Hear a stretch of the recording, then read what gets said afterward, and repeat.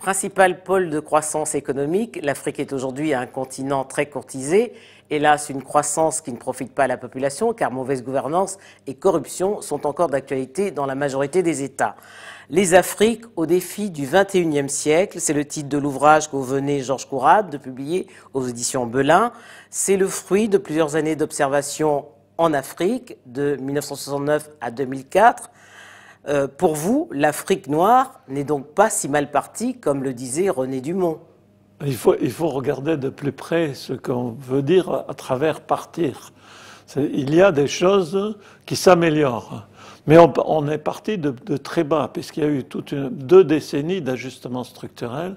Et par conséquent, sur le plan économique, l'Afrique a un taux de croissance relativement élevé, mais elle part de très bas. Ça, c'est le premier point. Le deuxième point, c'est de dire aussi que une partie des pays subsahariens s'en sort mieux que d'autres. Et ça, c'est très important. Et c'est pour ça que le titre du livre est « Les Afriques » au pluriel plutôt que l'Afrique. Puisque certains pays anciennement développés ont un taux de croissance pas très élevé, comme l'Afrique du Sud, et par contre des pays d'Afrique centrale comme l'Angola ou le Nigeria, dans le golfe de Guinée, connaissent une forte croissance économique et démographique. Alors, dans un des chapitres, vous écrivez d'ailleurs « L'avenir reste ouvert malgré les menaces et les défis multiples ». Mais est-ce que les classes dirigeantes africaines aujourd'hui s'en donnent les moyens ? Le problème des classes dirigeantes, c'est leur renouvellement. Ça, c'est un problème important. Il faut quand même rappeler qu'au sud du Sahara, nous avons énormément de jeunes. Presque 60% des jeunes ont moins de 25 ans. Ça, c'est très important. Et donc, les classes dirigeantes sont poussées à modifier leur manière de gérer les pays, à la fois par les gens en interne et aussi par la communauté internationale qui propose des règles de gouvernance plus ou moins adaptées à la situation africaine. La bonne impression que nous avons de l'Afrique, surtout ici en Europe, c'est que nous subissons le cure d'ajustement que l'Afrique a connu à partir des années 80. Voilà. Et par conséquent, on voit bien ici, même en France, que nos sénateurs ont produit un rapport disant l'Afrique est notre avenir. Donc c'est très optimiste. La question de fond, c'est toutes les menaces, les risques qui sont en Afrique doivent être relevés. Et d'abord, il faut regarder la structure économique, comment elle fonctionne. Alors, on reviendra sur les défis économiques et politiques. On va d'abord s'arrêter sur les défis sociaux. Vous parliez à l'instant de la jeunesse du continent, puisque 45% de la population du continent a moins de 15 ans. C'est un atout d'avoir un continent jeune, mais encore faut-il pouvoir le former. Mais quand on voit aujourd'hui l'état du système éducatif en Afrique, est-ce qu'on a des chances d'assurer la formation de tous ces jeunes? Je crois qu'il faut regarder de plus près la question de l'éducative. Ce qu'il faut reconnaître, c'est que les États africains, dans la situation où ils étaient au sortir des indépendances, ont scolarisé massivement quand même la jeunesse. Est-ce que cette éducation a été bonne ou mauvaise? Ça, c'est un autre problème. C'est-à-dire, sur le plan qualitatif, cette éducation n'est pas parfaite, loin de là. Et elle ne répond pas aux besoins du marché du travail actuel. C'est pour cette raison-là qu'il y a des changements à opérer, et notamment donner une plus grande place, par exemple, à des formules comme l'apprentissage, ou à un soutien à ce qu'on appelle le secteur informel, qui constitue dans les villes 70 à 80% de la base économique. Il ne faut pas mépriser ce secteur-là, et c'est un des problèmes des politiques publiques. Alors, à propos des villes, l'urbanisation de l'Afrique subsaharienne a été ultra rapide. En 1960, une seule ville comptait 1 million d'habitants. À l'horizon 2020, il y en aura presque 34. On voit que la population de Lagos a été multipliée par 35, celle d'Abidjan par 45. L'exode rural est donc une menace. Mais est-ce qu'on peut l'enrayer? D'une part, il ne faut pas trop se polariser sur l'exode rural. La croissance actuelle des très grandes villes, c'est une croissance interne. par la fécondité des femmes qui se trouvent dans les villes. Donc le mouvement naturel est très important. Mais aussi le fait que tous les investissements sont concentrés dans la capitale, donc ça attire forcément les populations des zones rurales. Effectivement, il y a d'une part les investissements productifs et puis tout l'appareil d'État et l'appareil médiatique, l'appareil universitaire, l'appareil judiciaire, l'ensemble des services se trouvent dans les villes. Un des défis que les États africains ont à relever, c'est aussi de redistribuer ces services publics à l'ensemble de la population, dans les villages et aussi dans les petites villes. Les petites villes et les villes moyennes vont jouer certainement un grand rôle dans l'avenir pour rééquilibrer les grandes villes. Alors, il faudrait, on revient au problème de l'emploi. Vous parliez et comment élargir justement le marché de l'emploi qui demeure très agricole. 60% de la population y contribue. Et ce qu'on oublie de dire souvent, ce sont les femmes qui nourrissent les villes. Absolument. Or, malheureusement, la terre ne leur appartient pas. Absolument. Donc, dans votre question, il y a plusieurs questions. La première, c'est l'importance de l'agriculture. Ça, je crois qu'il faut le souligner. L'Afrique subsaharienne, c'est le continent qui a des réserves agricoles les plus importantes de la planète.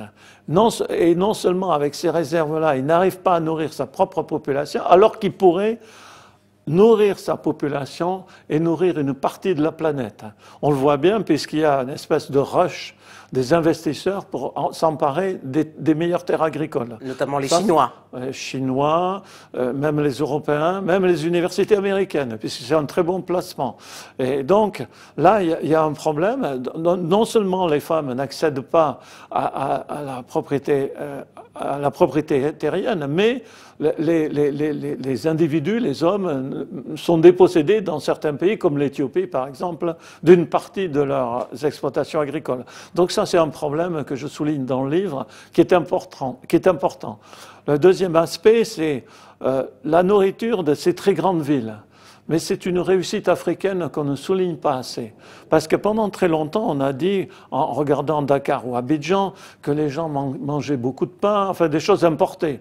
Or, quand on regarde une ville comme Douala, et il y a eu des études très précises au Cameroun, on voit très bien que d'une part, tout l'ouest du Cameroun et l'ensemble même, la région des Yaoundé, ravitaillent Douala, et des réseaux marchands qui existent ravitaillent à la fois Douala, le Gabon et la Guinée équatoriale.